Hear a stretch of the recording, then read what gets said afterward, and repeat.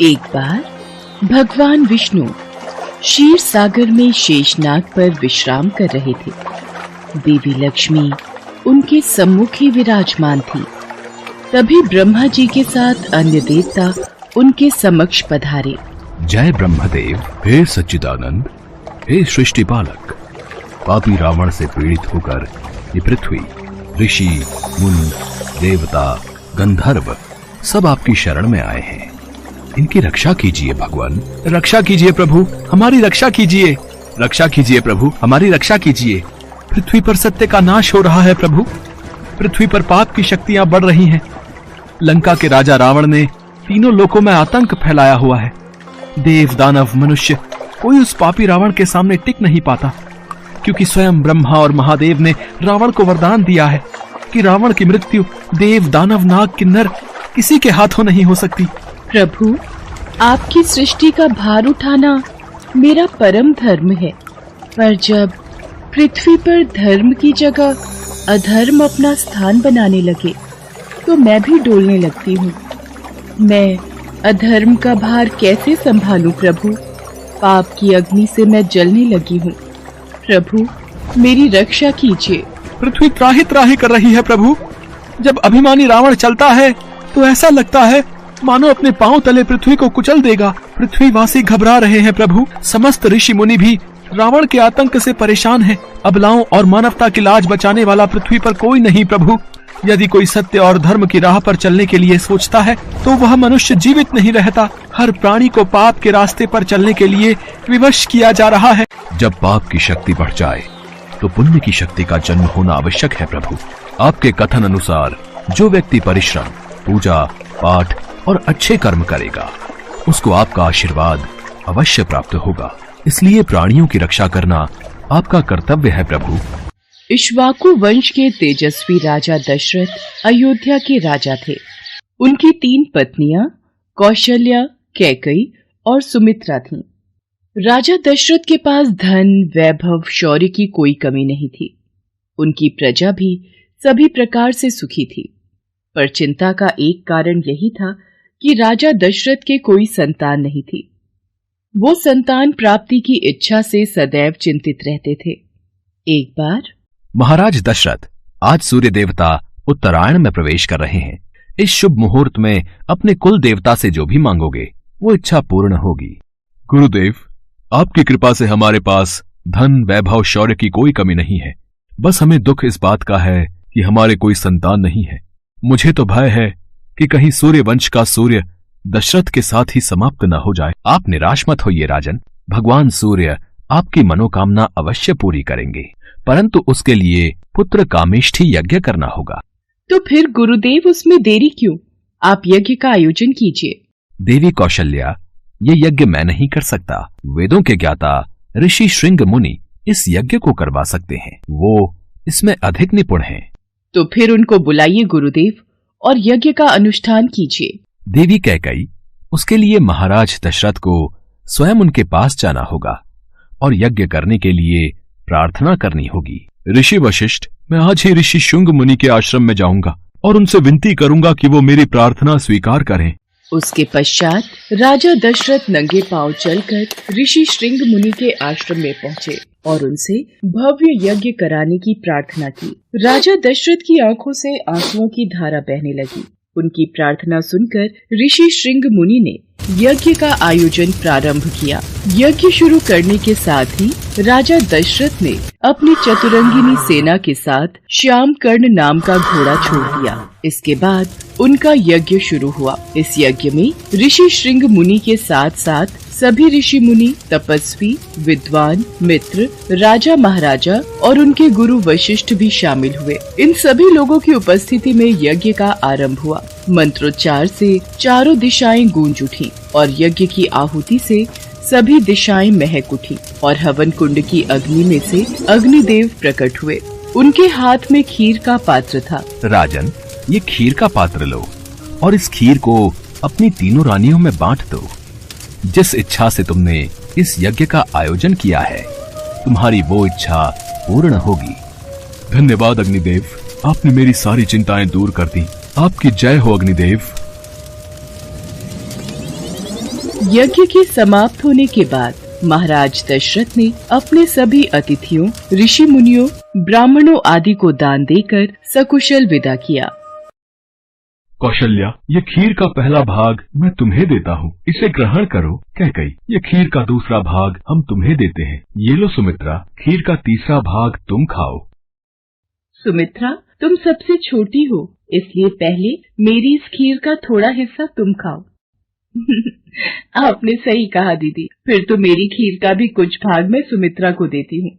कौशल्या और कैकई अपनी खीर में से एक एक निवाला सुमित्रा को खिला देती हैं। इस प्रकार सुमित्रा खीर का एक भाग नहीं, 2 भाग ग्रहण करती है। यज्ञ के प्रभाव से राजा दशरथ की तीनों पत्नियां गर्भवती हो गईं और चैत्र मास के शुक्ल पक्ष की 9वीं तिथि को पुनर्वसु नक्षत्र में राजा दशरथ की सबसे बड़ी रानी कौशल्या ने शिशु को जन्म दिया। वह शिशु बेहद ही आकर्षक और तेजस्वी था और वह और कोई नहीं बल्कि भगवान विष्णु का ही स्वरूप था। इसके बाद रानी कैकई ने एक पुत्र और रानी सुमित्रा ने 2 तेजस्वी पुत्रों को जन्म दिया।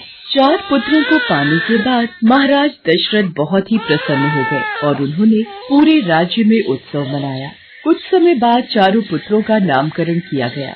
महर्षि वशिष्ठ ने दशरथ जी के बड़े पुत्र का नाम राम, दूसरे का भरत, तीसरे का लक्ष्मण और सबसे छोटे पुत्र का नाम शत्रुघ्न रखा। चारों बालकों की किलकारियों से पूरा महल गूंज उठा। सभी देवी देवता भगवान राम के जन्म दिवस पर आकाश से फूल बरसाने लगे। पूरा संसार भगवान राम का जन्मोत्सव मना रहा था और तभी से चैत्र मास की 9वीं तिथि दिवस को रामनवमी पर्व के रूप में मनाया जाने लगा। आप सभी को रामनवमी की हार्दिक शुभकामनाएं। मद्रास में चेन्नई के एक छोटे से गांव में एक राम मंदिर था। भगवान श्री राम के उस मंदिर के नजदीक एक नदी बहती थी जिसका प्रवाह बहुत तेज था। गर्मियों में वो नदी सूख जाती थी और जब बरसात का मौसम आता तो नदी भर जाती थी। बहुत लोगों ने प्रयास किया कि नदी पर बांध बन जाए, पर हर बार प्रयास निष्फल हो जाते थे। इस कारण गांव वालों को एक जगह से दूसरी जगह जाने के लिए बहुत परेशानी उठानी पड़ती थी और बरसात के मौसम में काम पर भी असर पड़ता था। एक बार एक अंग्रेज अफसर उस गांव में कलेक्टर बनकर आए। इस बार उनकी जिम्मेदारी थी उस नदी पर बांध बनाने की। उन्होंने सुन रखा था कि इस नदी पर जब भी बांध बनाया गया वो हमेशा टूटकर बह गया। अंग्रेज अफसर इसी चिंता में था कि बांध बनाने की शुरुआत की जाए या नहीं। इसी सोच में एक दिन वो अंग्रेज अफसर घूमते हुए उस नदी किनारे पहुंचे। उसने देखा कुछ लोग राम मंदिर में पूजा कर रहे हैं। उसने पूछा, आप सब ये क्या कर रहे हो और ये कौन है? ये भगवान श्री राम है और ये अपने साथ धनुष क्यों रखते हैं? ताकि ये मुसीबत में भक्तों की रक्षा कर सके। और जो इनके साथ खड़ी है ये सीता माता है, राम जी की धर्म पत्नी। और जो नीचे बैठे हैं ये राम जी के भक्त हैं, हनुमान। और राम जी के साथ कौन खड़े हैं? ये राम जी के भाई लक्ष्मण जी हैं। ये ऐसा क्या करते हैं जो आप इनके सामने हाथ जोड़े खड़े हो? ये हम जैसे लोगों की मनोकामनाएं पल में पूर्ण कर देते हैं। अच्छा, सचमुच कितना मोहक रूप है इनका। अरे, ये यहाँ पत्थरों का ढेर क्यों इकट्ठा किया गया है? साहब, इस मंदिर का निर्माण कार्य धन के अभाव में काफी समय से रुका हुआ है, इसी कारण ये पत्थर भी ऐसे ही रखे हैं। अच्छा, तुम कह रहे थे कि भगवान सबकी इच्छा पूरी करते हैं, क्या ये मेरी इच्छा पूरी कर देंगे? हाँ साहब, आप जब भगवान से सच्चे मन से मांगोगे तो वो आपकी मनोकामना जरूर पूरी करेंगे। अच्छा, फिर तो मैं भी इनसे एक इच्छा रखता हूँ। अगर इन्होंने मेरी ये इच्छा पूरी कर दी तो मैं अपने खर्चे से यहाँ विशाल मंदिर बनवा दूंगा। सचमुच कलेक्टर साहब, अगर ऐसा हो जाएगा तो हम सब गांव वाले इस बात से बहुत खुश होंगे। ठीक है, तो फिर मैं तुम्हारे भगवान के सामने ये प्रार्थना करता हूँ, अगर इस बार बांध बनने के बाद अगर बारिश में नहीं टूटा तो मैं भी अपने खर्चे से यहाँ राम मंदिर का निर्माण करवाऊंगा। भगवान के सामने कलेक्टर साहब ने ये वादा कर दिया और वहाँ से चले गए। कुछ दिनों में बांध बनकर तैयार हो गया। प्रभु तो विचित्र लीला करते हैं। अंग्रेज अफसर सो रहा था, अचानक से झटका लगा। बारिश बहुत तेज होने लगी, बादल गरजने लगे। ये देखकर सब घबरा गए। गांव के लोग जानते थे कि बांध हर बार बारिश में टूट जाता है। अब कलेक्टर साहब उठे, कमरे से बाहर आए और बांध की तरफ जाने लगे। पीछे पीछे नौकर भी चल रहे थे। साहब रुक जाओ, मत जाओ, आगे बहुत खतरा है। अफसर को बारिश में कुछ सुनाई नहीं दिया। जैसे ही वो उस स्थान पर पहुंचा, उस स्थान को देखकर उसका मन भर गया। ऐसा झटका लगा जैसा जीवन में कभी उसके साथ हुआ ही नहीं था। अफसर ने देखा बांध अभी कच्चा था, उसकी एक दीवार आज ही बनकर तैयार हुई थी। तभी अफसर को अद्भुत प्रकाश दिखाई दिया। उस प्रकाश में उसे दो नौजवान युवक दिखाई दिए और वो युवक उस बांध के ऊपर चक्कर लगा रहे थे। बच्चों, यहाँ से हट जाओ, दूर हो जाओ, ये बांध कहीं टूट न जाए, पानी तुम्हें बहाकर अपने साथ ले जाएगा। चिंता मत कीजिए, हमें कुछ नहीं होगा, हम बांध की सुरक्षा कर रहे हैं। अफसर और नजदीक आया। उसने देखा दोनों युवकों ने हाथ में धनुष बाण लिए हुए हैं। मैंने इन्हें कहीं देखा है। हाँ, याद आया। अरे सुनो, तुम दोनों तो मंदिर में रहते हो, मैंने तुम्हें मंदिर में देखा था। हम मंदिर वाले राम लक्ष्मण ही हैं। तुम्ही ने तो हमसे कहा था कि इस बार बांध नहीं टूटना चाहिए, इसलिए हम तुम्हारी प्रार्थना सुनकर आ गए। ये तो साक्षात वही भगवान है। अंग्रेज अफसर वहीं उनके चरणों में लेट गया। नौकर भी तब तक वहां आ गए। उन्हें तो कुछ दिखाई ही नहीं दे रहा था। भगवान तो सिर्फ अंग्रेज अफसर को ही दिखाई दे रहे थे। क्या हुआ साहब, आप ठीक तो हो? आप जमीन पर क्यों लेटे हुए हो? ओ देखो, तुम्हारे भगवान इस बांध की रक्षा कर रहे हैं। कौन से भगवान साहब, कहाँ हैं? वही भगवान जो मंदिर में थे, वो सामने हैं। हमें तो नहीं दिख रहे। वो मुझे दिख रहे हैं। अंग्रेज अफसर हाथ जोड़ता हुआ वहां से वापस लौट आया। सचमुच बांध उस रात नहीं टूटा। अंग्रेज अफसर की प्रार्थना भगवान राम ने सुन ली। अफसर ने अपने सरकारी खर्चे से उसी स्थान पर भगवान श्री राम के विशाल मंदिर का निर्माण करवाया। कहते हैं वो मंदिर मद्रास में आज भी बना हुआ है। सन 1882 से अभी तक वहाँ एक पत्थर पर लिखा हुआ है कि एक अंग्रेज भक्त द्वारा इस राम मंदिर का धर्म कार्य कराया गया, और मंदिर के शिलालेख पर तमिल में लिखा है कि जिसने नदी से बांध की रक्षा की, उसी परमात्मा का ये मंदिर है। बहुत समय पहले की बात है। भरतपुर नामक गांव में चंदन नाम का एक लड़का रहता था। वो स्वभाव से बहुत आलसी था, परंतु उतना ही वो भोला भाला भी था। वो दिन भर कोई काम नहीं करता था, बस सारा दिन खाना और सोना ही उसकी आदत थी। उसके परिवार के सदस्य भी उसे जब काम करने के लिए कहते तो वो बहाना बनाता। ऐसे ही एक दिन, अरे चंदन, जब देखो तब सोया रहता है, आलस छोड़ और जाकर कोई काम कर। तेरा भाई लाखन सही कह रहा है चंदन, तुझे कोई काम ढूंढना चाहिए। कब तक तेरा भाई अकेले मेहनत करता रहेगा? आप सबके ताने सुन सुनकर तो मैं तंग आ गया हूँ। कोई तो स्थान होगा जहाँ मुझे बिना कोई काम किए भोजन मिलता रहे। अब मैं कुछ दिनों के लिए गांव से बाहर घूमने जा रहा हूँ। इतना कहकर चंदन घर से निकल पड़ा। यूं ही भटकते हुए वो एक आश्रम में पहुंचा। वहां उसने देखा कि आश्रम में एक गुरुजी हैं और उनके साथ उनके शिष्य, जो बस मंदिर की पूजा करते हैं और कोई काम नहीं करते। उसने मन में सोचा, यहाँ तो कोई काम धाम नहीं, बस पूजा ही तो करनी है। अगर मैं यहाँ रहने की व्यवस्था कर लूँ तो मेरे लिए बहुत बढ़िया बात हो जाएगी। एक बार पूछ लेता हूँ। प्रणाम गुरुजी, मैं दूर गांव से आया हूँ। अगर आपको कोई परेशानी न हो तो क्या मैं यहाँ कुछ दिन आपके आश्रम में रह सकता हूँ? हाँ हाँ, क्यों नहीं, तुम इस आश्रम में अवश्य रुक सकते हो। लेकिन गुरुजी, मैं कोई काम नहीं कर सकता हूँ। पता नहीं काम करने के नाम पर मुझे आलस घेर लेता है। तो यहाँ कोई काम नहीं करना है, बस पूजा करनी होगी। ठीक है गुरुजी, वो तो मैं कर लूंगा। उस दिन से चंदन गुरुजी के आश्रम में रहने लगा। न कोई काम न कोई धाम, और समय पर खाने को भोजन भी प्राप्त हो जाता था। इसलिए चंदन पूजा पाठ पूरी लगन से करता था और प्रभु भक्ति में भजन गाता था। ऐसे ही चंदन को आश्रम में रहते महीना भर हो गया था। एक दिन चंदन पूजा पाठ के सभी कार्य करके जब भोजन करने रसोई में गया। अरे, आज तो रसोई में खाने की कोई तैयारी ही नहीं है।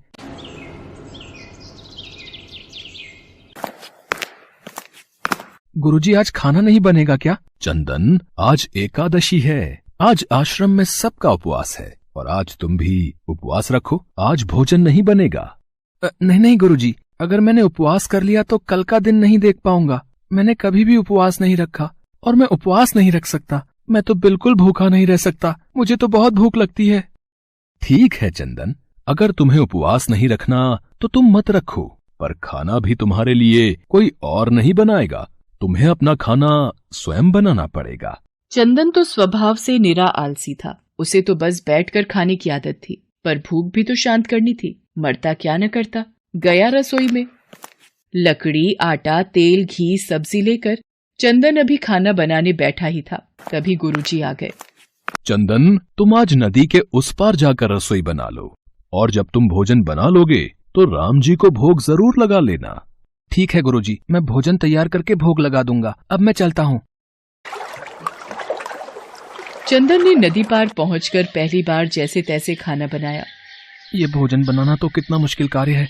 चलो जैसे तैसे बन ही गया, अब जल्दी से खा लेता हूँ। बहुत जोरों की भूख लगी है। पर याद आया, गुरुजी ने कहा था कि भोजन करने से पहले राम जी को भोग लगाना है। आओ मेरे राम जी, भोग लगाओ जी। प्रभु राम आइए, श्री राम आइए, मेरे भोजन का भोग लगाइए। अरे मेरा भजन भी समाप्त हो गया, भोजन ठंडा हो रहा है, पर भगवान तो आए नहीं। जब कोई नहीं आया तो चंदन बेचैन हो गया कि यहाँ तो भूख लग रही है और राम जी आ ही नहीं रहे। भोला मानस जानता नहीं था कि प्रभु साक्षात तो आएंगे नहीं, पर गुरुजी की बात मानना जरूरी है। पर चंदन भी अपनी बात पर डटा रहा। देखो प्रभु राम जी, मैं समझ गया कि आप क्यों नहीं आ रहे हो। मैंने रूखा सूखा बनाया है और आपको तर माल खाने की आदत है। आप इसीलिए नहीं आ रहे ना? तो सुनो प्रभु, आज आश्रम में भी कुछ नहीं बनाया, सबका एकादशी का व्रत है। खाना हो तो ये भोग ही खा लो।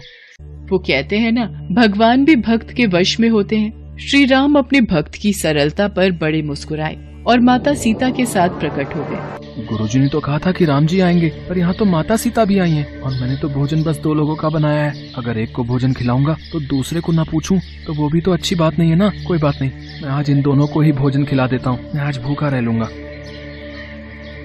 प्रभु, आपके इस भक्त ने तो भोजन बहुत ही स्वादिष्ट बनाया है। तभी तो मैंने तुम्हें यहाँ अपने साथ आने का आग्रह किया था। प्रभु, आप दोनों को मेरे हाथ का भोजन स्वादिष्ट लगा, ये जानकर मुझे बहुत खुशी हुई है। पर मुझे लग रहा था कि आप अकेले आएंगे, पर आप तो 2 लोग आए हैं, इसलिए मैं भूखा रह गया। पर अगली एकादशी पर ऐसा न करना, पहले बता देना कि कितने जन आ रहे हो, और हाँ, थोड़ा जल्दी आ जाना। भगवान राम चंदन की भोली भाली बातों को सुनकर मुस्कुराने लगे और माँ सीता के साथ प्रसाद ग्रहण करके चले गए। अगली एकादशी तक चंदन सब भूल गया। उसे लगा कि प्रभु ऐसे ही आते रहेंगे और प्रसाद ग्रहण करते रहेंगे, इसलिए उसने किसी को भी ये बात नहीं बताई। फिर एकादशी आई तो चंदन सोच में पड़ गया। कहीं ऐसा ना हो कि आज भी 2 लोग पधारे तो फिर मैं भूखा रह जाऊं। इसलिए आज मैं पहले से ही 3 लोगों का भोजन बना लूंगा। गुरुजी, मैं नदी पार रसोई बनाने जा रहा हूँ, पर आज थोड़ा ज्यादा अनाज लगेगा। भोजन पर 2 लोग आते हैं। लगता है तू भूख के मारे बावला हो रहा है। ठीक है, ले जा और अनाज ले जा। अब की बार चंदन ने 3 लोगों का खाना बनाया। फिर राम जी को पुकारा, प्रभु राम आइए, सीता राम आइए, मेरे भोजन का भोग लगाइए। भगवान की महिमा भी निराली है। उन्हें भी अपने भक्त के साथ हंसी ठिठोली करने में बड़ा मजा आता है। इस बार श्री राम माता सीता के साथ भरत, लक्ष्मण, शत्रुघ्न और हनुमान जी को लेकर आ गए। अरे ये क्या, एक का भोजन बनाया तो 2 आए, आज 2 का भोजन बनाया तो पूरा खानदान आ गया। लगता है आज भी भूखा ही रहना पड़ेगा। चंदन ने सबको भोजन खिलाया और बैठे बैठे देखता रहा। अनजाने ही उसकी आज भी एकादशी हो गई। फिर अगली एकादशी पर चंदन ने गुरुजी से कहा, गुरुजी, ये आपके प्रभु राम जी अकेले क्यों नहीं आते? हर बार कितने सारे लोग ले आते हैं, इस बार अनाज ज्यादा देना। ये चंदन हर बार मेरे से अनाज बढ़ा कर ले जाता है। कहीं ये अनाज को बाजार में बेचता तो नहीं है? मुझे इसके पीछे जाकर देखना पड़ेगा। ठीक है चंदन, भंडार में से जितना अनाज चाहिए ले लो। चंदन जब अनाज लेकर नदी पार चला गया तो गुरुजी भी छुपकर उसे देखने चल पड़े। इस बार भोजन पहले नहीं बनाऊंगा, पता नहीं कितने लोग आ जाएं। पहले बुला लेता हूँ, फिर बनाता हूँ। प्रभु राम आइए, श्री राम आइए, मेरे भोजन का भोग लगाइए। देखते ही देखते सारा राम दरबार मौजूद हो गया। राम जी मुस्कुराए। सीता माता भी गदगद हो गई चंदन के मासूम जवाब से। प्रभु ये क्या, हम सब तो आपके साथ यहाँ पर भोजन के लिए पधारे हैं, पर यहाँ पर तो प्रसाद तैयार ही नहीं है। प्रभु इस बार मैंने ना खाना नहीं बनाया। क्यों चंदन, आज तुमने हमारे लिए प्रसाद क्यों नहीं बनाया? राम जी, भोजन बनाकर क्या फायदा, मैं तो भूखा ही रहूंगा। फिर क्या फायदा बनाने का, आप ही बना लो और खुद ही खा लो। क्या करें भैया, भक्त की इच्छा है, पूरी तो करनी ही पड़ेगी। चलो लग जाओ काम पर। लक्ष्मण, तुम लकड़ी काट लो। देवी सीता, तुम आटा गूंथ लो। मैं चूल्हे की तैयारी। राम जी के साथ सब मिलकर रसोई बनाने लगे। चंदन एक तरफ बैठकर देखता रहा। माता सीता राम जी के साथ जब रसोई बना रही थी तो कई ऋषि मुनि व यक्ष गंधर्व प्रसाद लेने आने लगे। यहाँ तो कोई दिखाई नहीं दे रहा। ये बिना भोजन बनाए अकेला भूखा क्यों बैठा है? चंदन बेटा, क्या बात है, खाना क्यों नहीं बनाया? गुरुजी आप, अच्छा किया गुरुजी आप आ गए। देखिए कितने लोग आते हैं प्रभु के साथ। मुझे तो यहाँ पर कुछ नहीं दिख रहा सिवाय तुम्हारे और अनाज के। एक तो इतनी मेहनत करवाते हैं प्रभु, भूखा भी रखते हैं, और ऊपर से गुरुजी को दिख भी नहीं रहे। ये और बड़ी मुसीबत है। राम जी, आप गुरुजी को दिख क्यों नहीं रहे? चंदन, मैं उन्हें नहीं दिख सकता। क्यों? गुरुजी तो बड़े पंडित हैं, ज्ञानी है, विद्वान है, उन्हें तो बहुत कुछ आता है, उनको क्यों नहीं दिखते आप? माना कि उनको सब आता है, पर वे सरल नहीं हैं तुम्हारी तरह, इसलिए उनको नहीं दिख सकता। गुरुजी, प्रभु कह रहे हैं कि आप सरल नहीं हैं, इसलिए आपको नहीं दिखेंगे। वाकई मैंने सब कुछ पाया, पर तुम्हारी तरह सरलता नहीं पा सका, और प्रभु तुम मन की सरलता से ही मिलते हैं। पर हे प्रभु श्री राम, मेरी आपसे विनती है कि मुझे अपने दर्शनों से कृतार्थ करें। प्रभु श्री राम प्रकट हो गए और गुरुजी को भी दर्शन दिए। इस तरह एक भक्त के कहने पर प्रभु ने रसोई बनाई। गुरुजी समझ चुके थे कि चंदन मन का बहुत ही भोला भाला है, और भगवान तो अपने भक्तों के सच्चे प्रेम को लालायित रहते हैं। चंदन को भगवान के साक्षात दर्शन की बात सुनकर उसकी माता और भाई भी बहुत गर्वित होते हैं। चंदन अब घर लौट आया था। वो अपनी माँ और भाई के कामों में भी हाथ बटाने लगा था। उसे विश्वास था कि वो जो भी भोजन बनाएगा, प्रभु श्री राम उसे जरूर खाने आएंगे।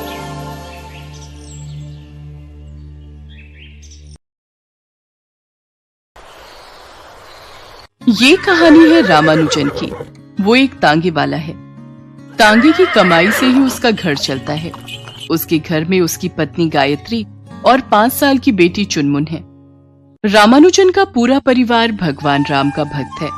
बिना उनकी आराधना के उनके परिवार में कोई पानी भी नहीं पीता था। राम सिया राम जय जय राम, राम सिया राम जय जय राम। होई है सोई जो राम रचि राखा, को करी तर्क बढ़ावे साखा।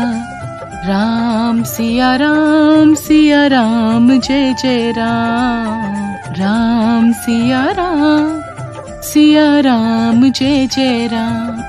रामानुजन का परिवार यूं तो प्रभु श्री राम का बहुत बड़ा भक्त था, लेकिन बहुत ही गरीबी में उनका जीवन कट रहा था। रामानुजन की तांगे की कमाई बहुत ही कम थी, तो कभी उसके परिवार में एक समय का चूल्हा जलता तो कभी वो भी नहीं जलता, क्योंकि अब इस तेज रफ्तार समय में तांगे पर कौन बैठना चाहता। नाथनगर, भागलपुर, महागंज, गोपालपुर, शंभुगंज।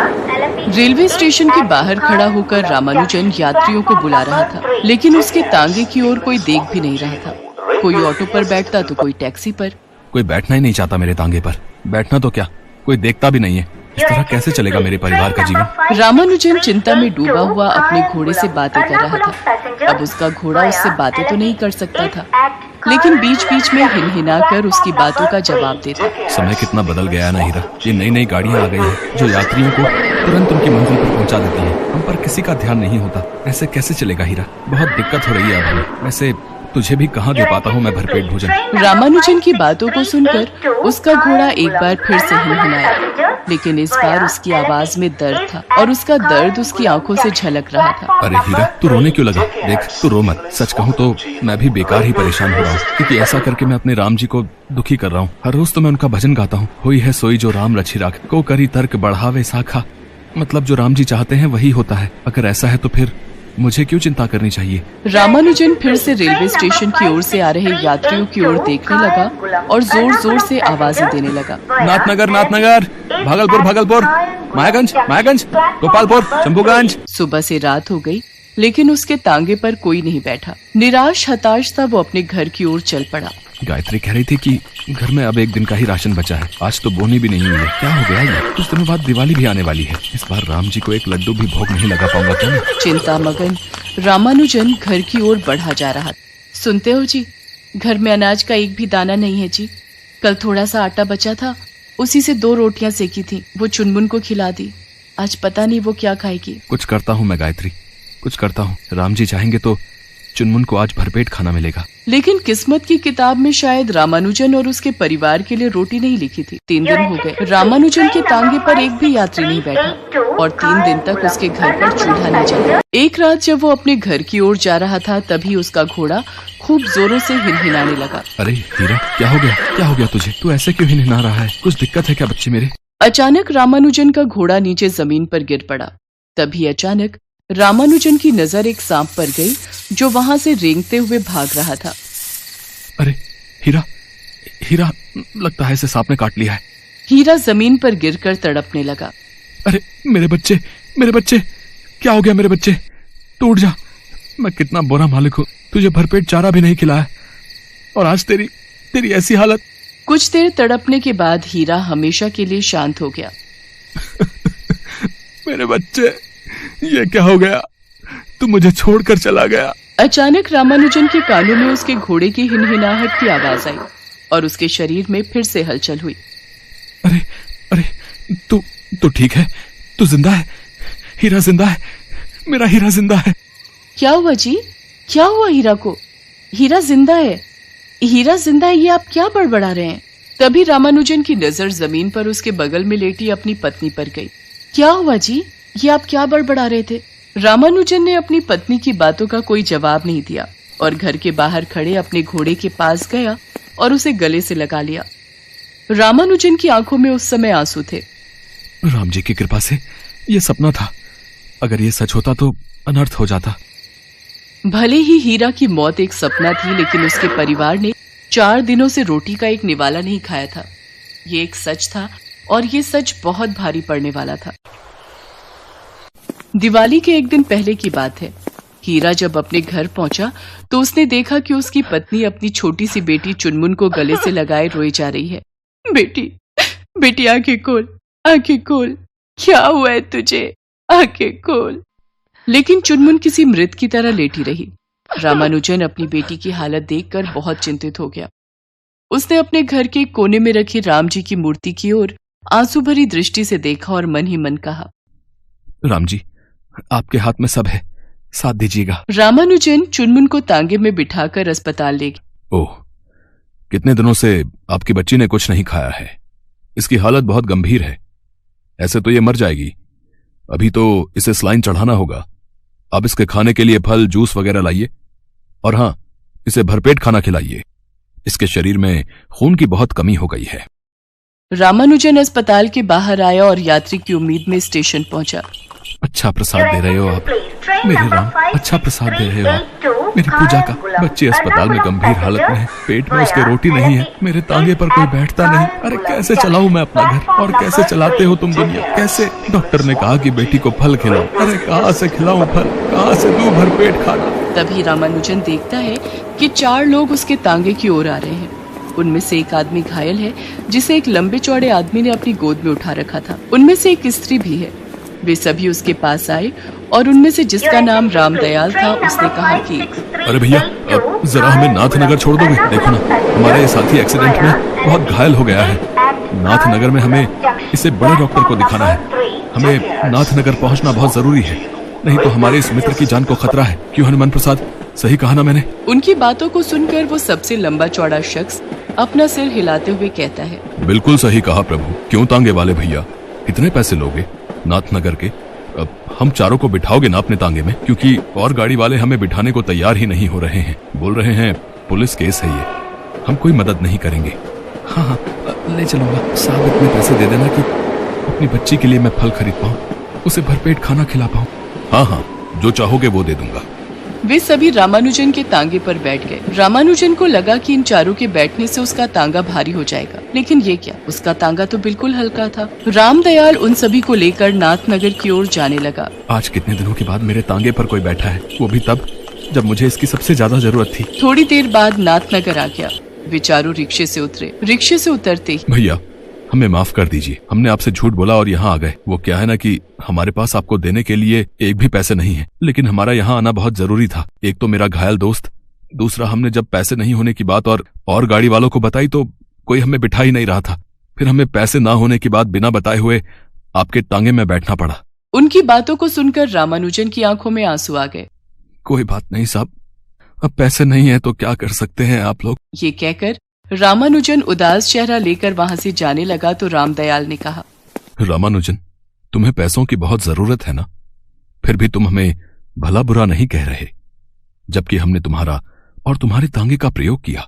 साहब, आपके दोस्त की जान खतरे में है, इसलिए तो ये झूठ आपने बोला।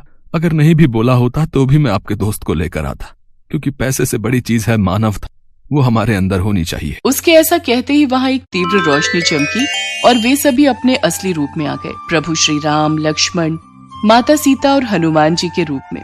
प्रभु, प्रभु, आप लोग, माता, आप। तुम धन्य हो रामानुजन, तुम धन्य हो। तुम स्वयं इतने दुखों से घिरे हो, लेकिन अपनी मानवता का हाथ तुमने नहीं छोड़ा। और जब तक किसी इंसान के दिल में मानवता जीवित है, उसका कुछ भी बुरा नहीं हो सकता और वो हमेशा ईश्वर के करीब रहता है। पुत्र, आज से तुम्हारे सारे कष्ट समाप्त हो जाएंगे। उसके बाद प्रभु श्री राम की कृपा से उसका तांगा अनाज की बोरियों और फल की टोकरी से भर गया। यही नहीं, उसके तांगे पर एक मटका भी था जिसमें रुपए पैसे भरे हुए थे। उसके जीवन को पूरी तरह बदलकर ईश्वर अंतर्ध्यान हो गए। प्रभु की ऐसी लीला देखकर रामानुजन जोर से बोला, होई है सोई जो राम रचि राखा, को करी तर्क बढ़ावे साखा।